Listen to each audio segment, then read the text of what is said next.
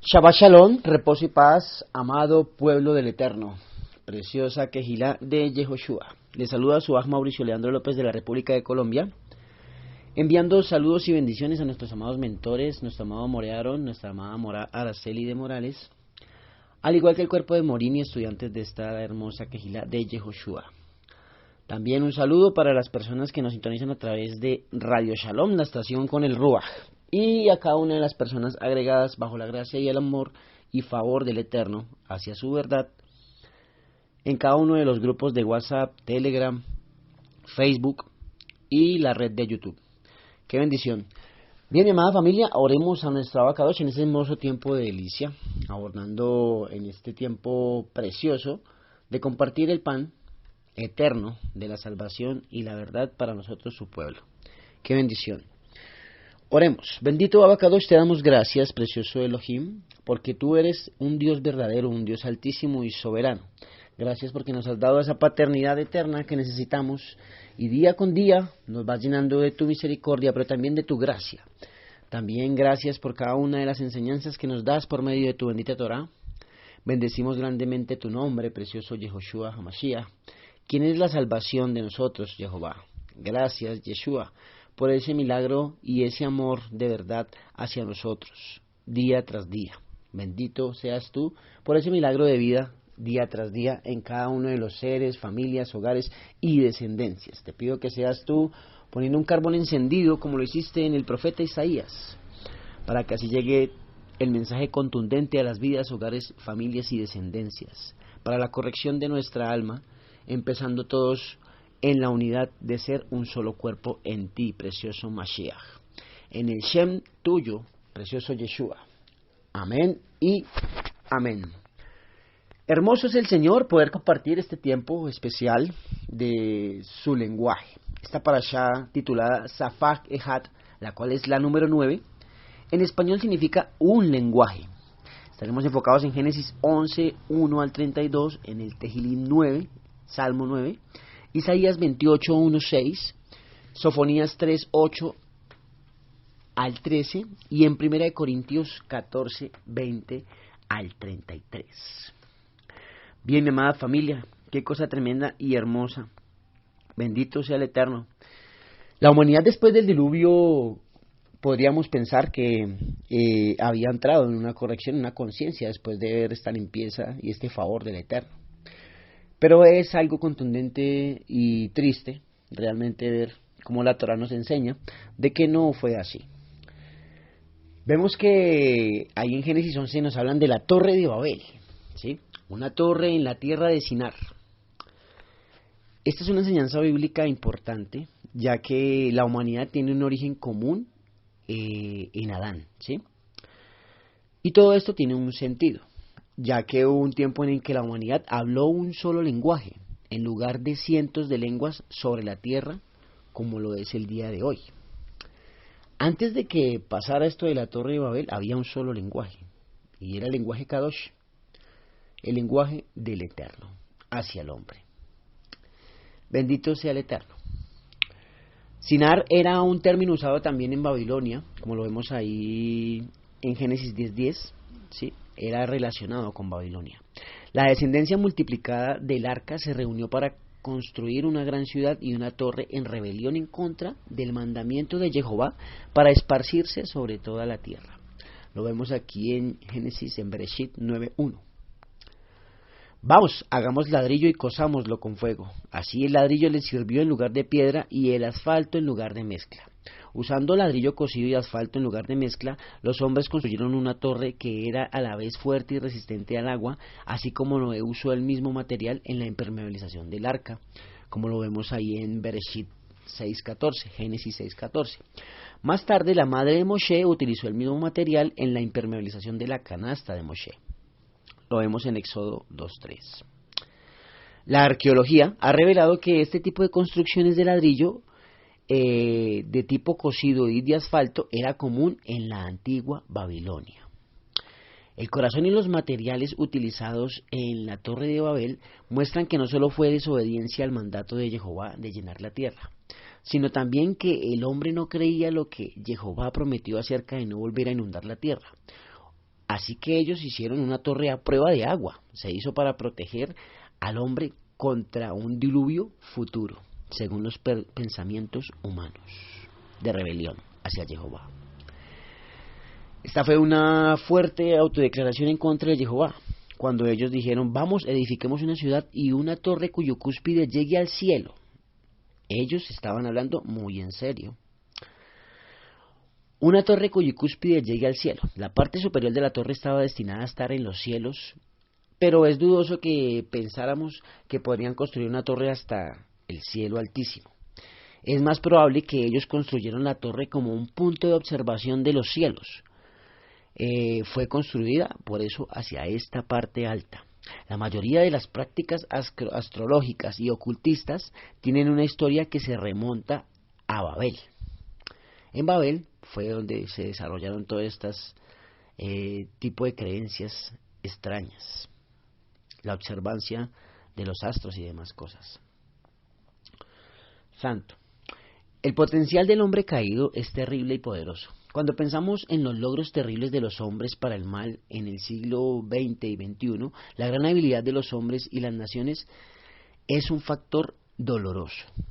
La habilidad de los mismos hombres y de los mismos países en sus connotaciones humanas es bastante doloroso, bastante fuerte y bastante tergiversado. La separación forzada de los hombres de Babel fue más la misericordia de Jehová que su juicio. Jehová, en la división lingüística y geográfica del hombre, ejerce el control sobre el poder de su naturaleza caída. El Señor confundió el idioma de toda la tierra, como nos dice el texto de la Torá. La división de las lenguas es un tema fascinante. Los lingüistas modernos saben que el hombre no inventó el lenguaje, como tampoco inventó su sistema circulatorio o su sistema nervioso. La mayoría de los lingüistas modernos creen que el lenguaje es tan único que la única manera en que puede explicarse al margen de Jehová es decir que fue parte de un proceso evolutivo único. El lenguaje es tan complejo porque las lenguas existen como sistemas completos, no como sistemas de piezas pequeñas en su conjunto. La mayoría de los lingüistas modernos creen que todas las lenguas provienen de un idioma original, ¿sí?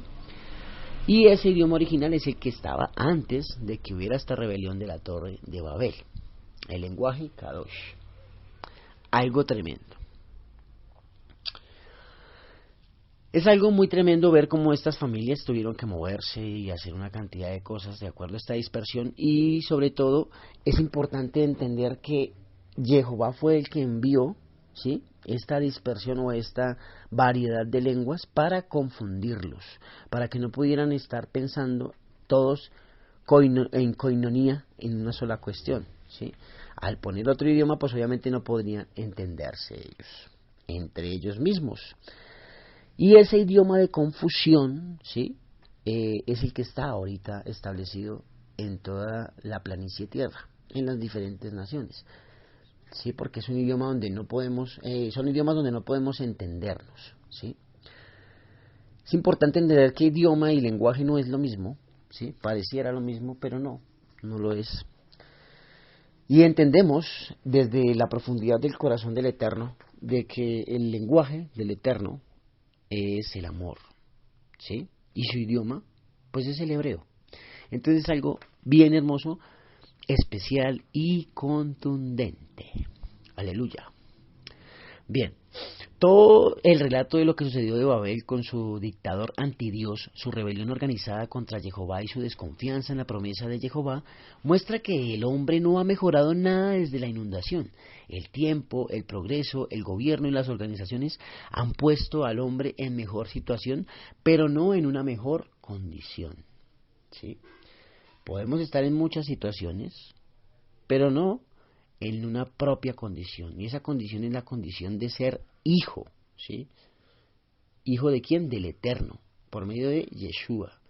La salvación de Jehová, Jehová trae su salvación para con nosotros, nos injerta a su familia, somos dados a conocer de su paternidad todos los días, a conocer de su verdad todos los días, y a vivir en todas las promesas hechas a Abraham. Entremos a entender algo importante. Ahora bien, después de todo lo que hemos entendido de la Torre de Babel, Jehová comenzará a hacer al hombre mejor y comenzará como siempre empieza, con un hombre que va a hacer su voluntad aunque no la haga perfectamente. Es importante lo que vamos a entrar a abordar porque es el tiempo de hablar de nuestro padre Abraham, el padre de la fe, nuestro patriarca Abraham. Santo. En esto entendemos que viene una línea desde Adán, de Adán, desde Sem hasta Abraham. Adán, Sem y Abraham. Esta genealogía es una nota especial porque eventualmente será parte de la línea mesiánica. Se sigue en los registros genealógicos de Lucas 3, donde lo podemos ver ahí en el Brit Hadashah. Nacor vivió 29 años y engendró a Taré. Estos fueron el abuelo y el padre de Abraham. La promesa de traer la liberación a través de la simiente de la mujer, como lo vemos ahí en Bereshit 3:15, encontraría completo cumplimiento a través de esta familia, de esta genealogía.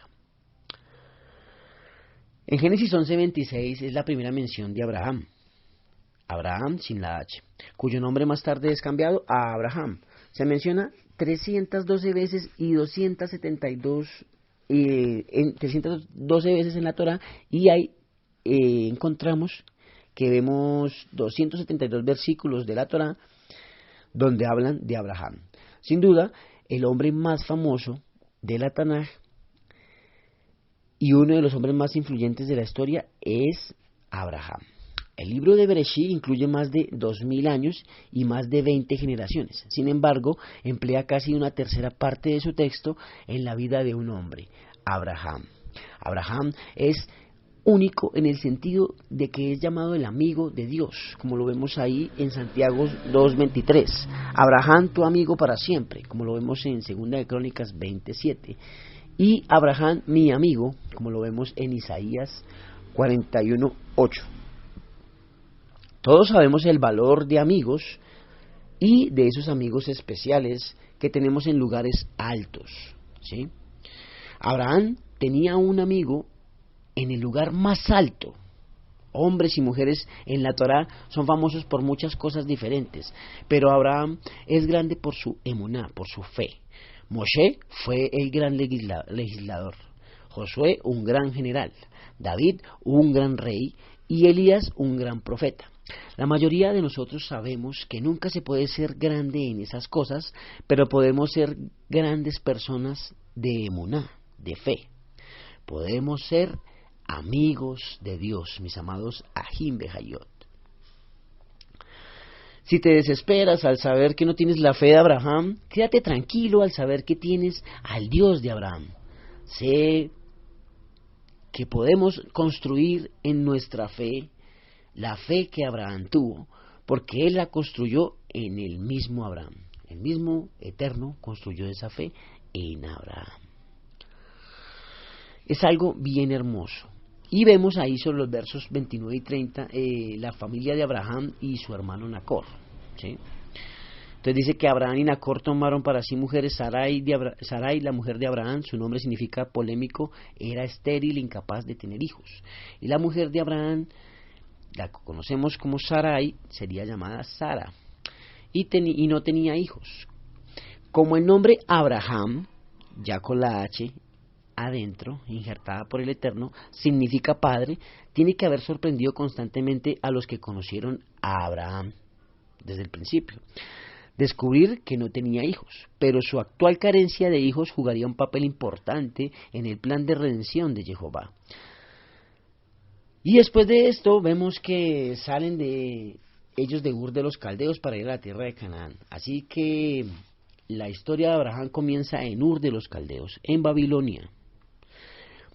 Ahí Josué 24 describe a Abraham antes que el Señor lo llamara, y era de una familia de adoradores de ídolos, como ya lo conocemos, y probablemente él mismo fue un adorador de ídolos, a pesar de que hay muchas leyendas judías que no lo aceptan. Es importante. Abraham venía de una familia de adoradores de ídolos. Más tarde, cuando su nieto Jacob volvió a los parientes de Abraham, ellos seguían adorando a los ídolos. Importante esto. Pero cuando llegaron a Harán se quedaron allí, dice la Torá. En Hechos 7:2-4 deja claro que el llamado de Bereshit 12:1-3 vino a Abraham mientras aún vivía en Ur de los Caldeos. Cuando él recibió el llamado de Jehová fue solo parcialmente obediente en por lo menos dos modos. Primero, trajo a su padre Taré y a su sobrino Lot con él, cuando Jehová le había dicho, vete de tu tierra y de tu parentela. Esto lo hemos corroborado en Bereshit 12:1. ¿Qué pasó? ¿Por qué se fue con su padre y con su sobrino? ¿Es esto una obediencia parcial? Es una obediencia no genuina, no completa. Como segundo término, Abraham se detuvo y al menos por un tiempo habitó en Harán y no donde Dios le prometió, que era la tierra que él le mostraría. Es algo importante. Bien, parten juntos para Canaán hasta ahora. Bien, al menos así parece. El viaje es fatigoso y muchos son los murmullos. La enorme caravana no ha ido lejos antes de que se le haga la propuesta de que debían estar satisfechos con la mudanza que habían hecho al permanecer en Harán. Cierto que no era Canaán, pero tampoco podría funcionar si se quedaban allí. La obediencia parcial aumenta nuestra responsabilidad porque es una confesión a medias que sabemos que no es voluntad de Jehová.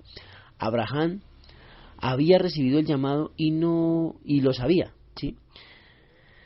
Sino que habría venido a Harán. Él aceptó yendo a un lugar tan lejano como Harán, que debía recorrer todo el camino hasta Canaán, y así por su propia acción se quedó él mismo sin ningún tipo de excusa, ¿sí? Es algo tremendo.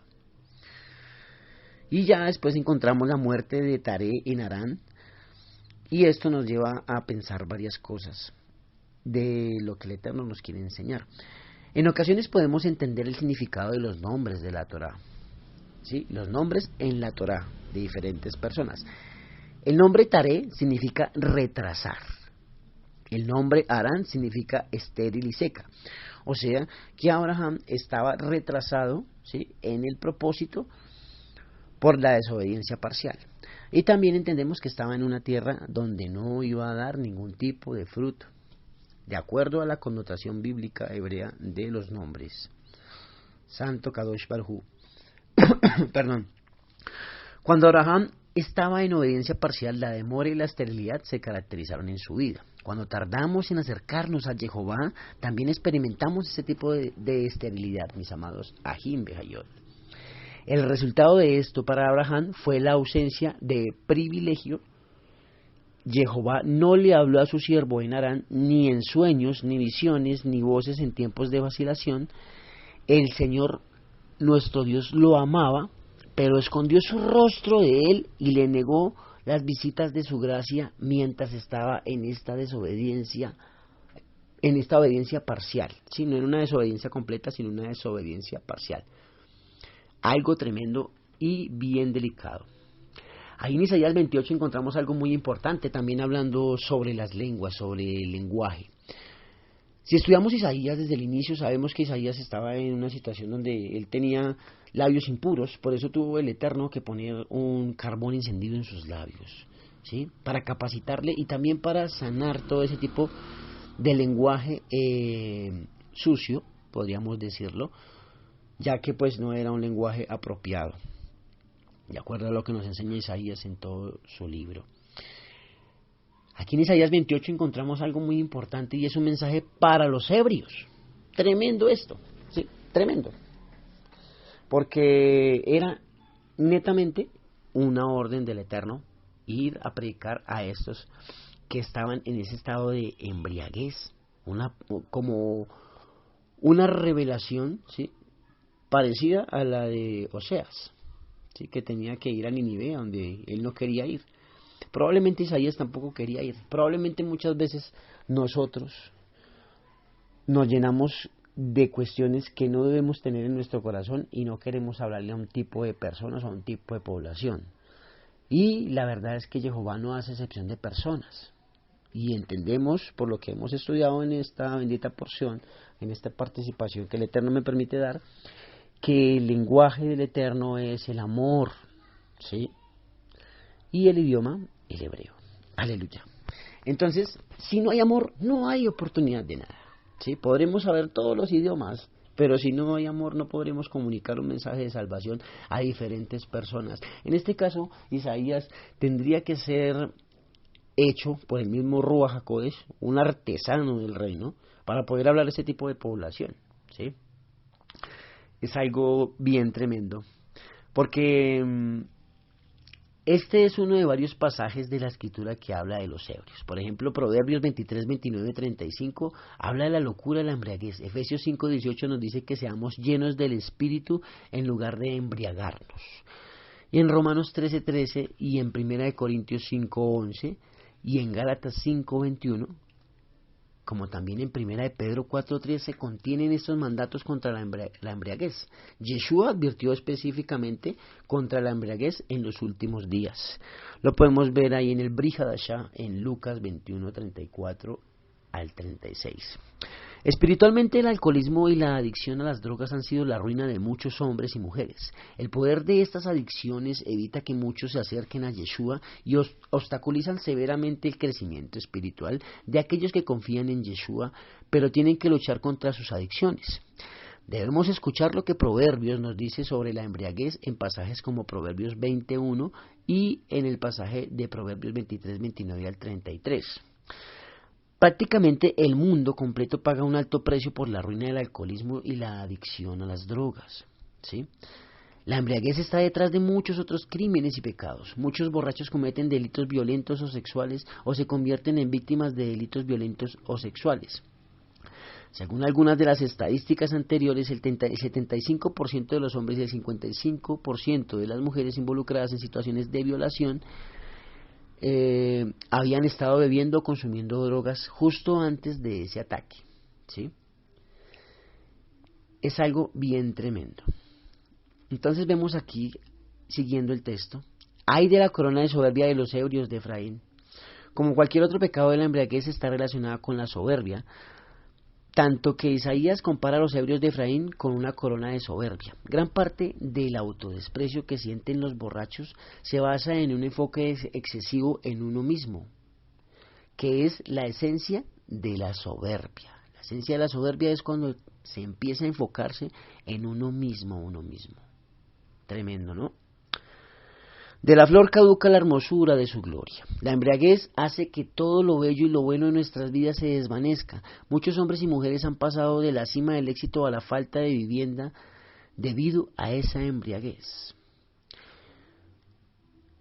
Habla también sobre los aturdidos del vino, nos dice el texto. Cuando el alcohol nos aturde, estamos en pecado constantemente, en cuerpo, alma y mente.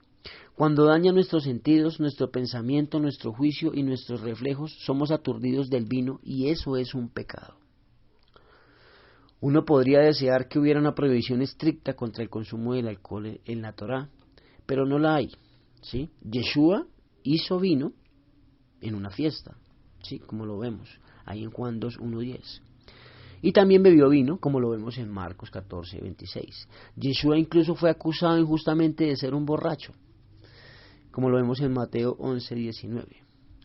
El apóstol Pablo, recomendó el uso de vino a Timoteo, sabiendo que era más puro para beber que el agua corriente.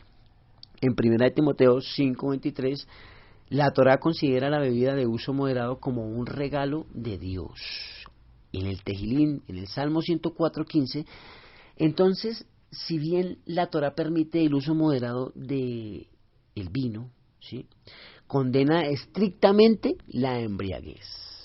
¿Qué es la embriaguez? Algunos solo consideran que una persona está borracha si se desmaya de borracho, pero siempre que el alcohol daña nuestros sentidos, nuestro pensamiento, nuestro juicio y nuestros reflejos, estamos aturdidos del vino y eso es un pecado. Siempre que nos sentimos obligados a beber o tenemos dificultad para no beber, estamos aturdidos del vino y es pecado. Si tenemos que ocultar nuestra forma de beber o nos avergonzamos en secreto de nuestra forma de beber, somos aturdidos del vino y eso es pecado. Aturdido es la palabra hebrea alam, que literalmente significa derribar, y por implicación significa martillar, conquistar, golpear, vencer, golpear con un martillo. La misma palabra se traduce como golpear en Jueces 5:26, que describe cuando Jael atravesó con una estaca la cabeza de Sisara. Cuando te emborrachas, eso es lo que te estás haciendo a ti mismo. Es algo tremendo. He aquí Jehová tiene a uno que es fuerte y poderoso. El borracho necesita saber que Jehová es más fuerte que el borracho, más fuerte que el poder del alcohol, más fuerte que cualquier otra cosa. Si el borracho no puede dejar de beber, Jehová tiene el poder de ayudarlo a dejar de beber, o el poder para juzgarlo. Con los pies será pisoteada la corona de soberbia de los ebrios de Efraín. Una cosa bien tremenda, mis amados Ajim Bejayot. Entonces seguimos abordando y entendiendo temas sobre el valor del lenguaje, ya viéndolo desde el hermoso sello de Sofonías, como hace parte de esta hermosa porción. Vemos que viene una corrección para un pueblo, y esa corrección es por medio de la restauración del Eterno, ¿sí? Y esa restauración del Eterno empieza desde la forma de hablar. Nuestra forma de hablar debe ser en emuná, totalmente en emuná, ¿sí? Siempre bajo el amor y la verdad del Eterno, la guianza de nuestro precioso Rey y Señor. Entonces vemos que Sofonías nos enseña que viene un lenguaje donde el Eterno va a poner lenguaje, y su lenguaje en cada uno de nosotros.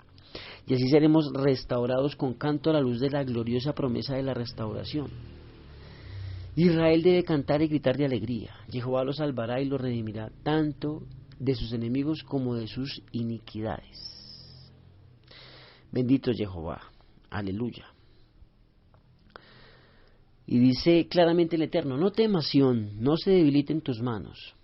Saber que este es el tierno amor y cuidado de Jehová por nosotros debería hacernos responder a dos maneras. Primero, no tenemos nada que refutar. Si el poderoso nos ama y se deleita en nosotros de esta manera, ¿de qué podemos temer? En segundo lugar, no dejamos que se debiliten las manos, sabiendo que este poderoso Señor del amor, nuestro Jehová Eloheinu, es para nosotros. Queremos servirle a Él con toda nuestra energía. No nos debilitaremos ni nos cansaremos en nuestro servicio para Él. Aleluya, bendito sea el Eterno. Entonces es algo bien hermoso entender el lenguaje, el poder y el favor del lenguaje. Como artesanos, digamos, en este tiempo, Isaías, tener que hablarle a estos ebrios, así tenemos que ir a hablarle a diferentes tipos de poblaciones, sin mirar a quién, ¿sí? Porque Jehová puede restaurar todas las cosas. Bendito sea el Eterno. Algo importante que nos enseña el Tejilín 9, que es parte de esta hermosa porción, es que Jehová recuerda y el hombre olvida, ¿sí? Es algo muy importante cuando entendemos cada una de las cosas que nos enseña este Tehilim. Y asimismo vemos que David podía ver que el día de hoy está tan lleno de Jehová para este hombre como los sagrados ayeres de la historia nacional y sus liberaciones tan maravillosas como las de antaño. Así estamos apreciando lo que nos enseña el Tehilim en cuanto a los hombres. Es algo bien hermoso y contundente, porque tendemos a olvidarnos. El hombre olvida, pero Jehová recuerda. Entonces es una prueba difícil para el Hijo de Dios sentirse abandonado por Jehová. Hay momentos particulares en los que es probable que sintamos que el Señor nos ha desamparado. Cuando hemos pecado, cuando enfrentamos una gran dificultad, cuando tenemos un gran trabajo por hacer, cuando sentimos que nuestras oraciones no son contestadas. Sin embargo, podemos encontrar refugio en la búsqueda de Jehová, en el conocimiento de su nombre. Conocer su nombre es aquí equivalente a conocer el carácter del Eterno, tal como lo dan a conocer sus actos de amor hechos por Yeshua aquí en la tierra. Es algo bien hermoso, mis amados Ajim Bejayot. Entonces es importante entender el énfasis de este Tehilim, ¿sí? Por ahí, por los versos 15 y 16, encontramos que el destino de los malos se hundieron las naciones, ¿sí? Por el destino de los malos se hundieron las naciones. En el hoyo que hicieron. David entendió que el triunfo de Jehová era tan completo que sus enemigos fueron atrapados en la misma trampa que tendieron para otros. Incluso los mejores planes y esfuerzos de quienes se oponen a Jehová terminan cumpliendo su propósito. Este patrón se demuestra una y otra vez en la bendita Torá. Lo vemos que Esaú e Isaac conspiran contra el propósito de Jehová y terminan sirviéndolo. Los hermanos de José luchan contra el plan de Jehová solo para promoverlo. Amán construyó una horca para Mardoqueo el judío solo para ser ejecutado en ella él mismo. Judas traicionó a Yeshua y se convirtió él mismo en un cumplimiento de la profecía. Es algo tremendo. Y esto, por supuesto, nunca justifica el mal que hacen los hombres, aunque la traición de Judas envió a Yeshua a la cruz. Él mismo fue correctamente llamado hijo de perdición, el destinado a la destrucción por su mala obra, como lo vemos en Yohanan 17:12. Entonces es algo tremendo. ¿Qué es lo que el pecador olvida acerca de Jehová? El hombre olvida la infinita majestad y gloria de Jehová, el hombre olvida las misericordias de Jehová, el hombre olvida las leyes de Jehová, el hombre olvida la presencia de Jehová, el hombre olvida la justicia de Jehová. Es algo tremendo. Pero ¿por qué se olvida el pecador de Jehová? El hombre se olvida de Jehová porque el pensar en Jehová le provoca temor. El hombre se olvida de Jehová porque el pensar en Jehová no lo entretiene lo suficiente. El hombre se olvida de Jehová porque el pensar en Jehová le dificulta seguir pecando. Los que se olvidan de Jehová son mucho más numerosos que los profanos o libertinos. Y según la muy enérgica expresión del hebreo, el infierno más profundo será el lugar al que todos ellos serán arrojados de cabeza. El olvido parece un pecado pequeño, pero trae la ira eterna sobre el hombre que vive y muere en él. Los malos serán trasladados al Seol. En hebreo al Seol 2 veces, es decir, en el infierno más bajo, la mazmorra más baja del infierno. La nota es tremenda, ¿sí? Aquí es, y serán llevados lejos del infierno al juicio, y el juicio serán devueltos al abismo más profundo del infierno. Cosa tremenda, ¿sí? Hay pocas cosas más dolorosas que sentirse olvidado y decepcionado. Al que sufre tanto dolor, Dios le hace estas maravillosas promesas, que no para siempre será olvidado y su esperanza no perecerá. No para siempre serás olvidado en el propiciatorio, así que sigue orando. No para siempre serás olvidado en la palabra, así que sigue leyendo. No para siempre serás olvidado del púlpito, así que sigue escuchando.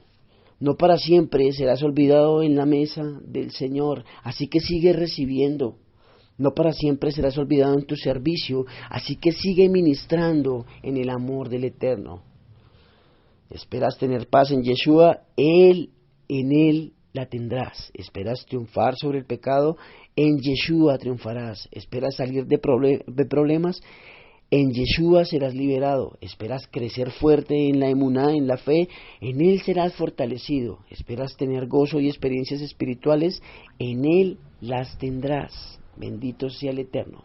Las oraciones son las armas de la Quejilá, por lo que ella es terrible como un ejército con estandartes. Ella ora por sus enemigos. Bendito sea el Eterno. Este es un hermoso compartir, mis amados, Ajim Bejayot. Ahí en 1 Corintios 14:20 entramos en otro enfoque, en donde encontramos el don de las lenguas y los incrédulos en las reuniones de las iglesias. Esto es muy importante, ya que es bastante fuerte, porque pues no se trata de hablar lenguas por hablar, sino saber ministrar estas lenguas, ¿sí? Igual, pues que sea el mismo Ruach HaKodesh guiándonos cada vez más, mis amados Ajim Bejayot. Este ha sido mi compartir para este hermoso Yom Shabbat, Leí Raot y Shabbat Shalom, amada familia.